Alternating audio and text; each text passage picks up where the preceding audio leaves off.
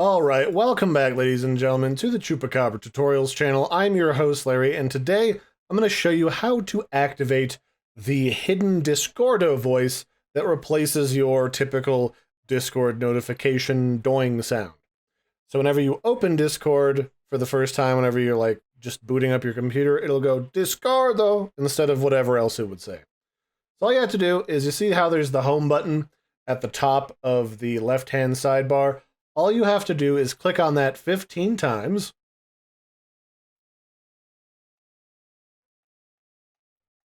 Discordo. And then after you hit it like 14, 15, 16 times, you'll hear that voice go, Discordo, and then that's going to replace one of your default notification sounds.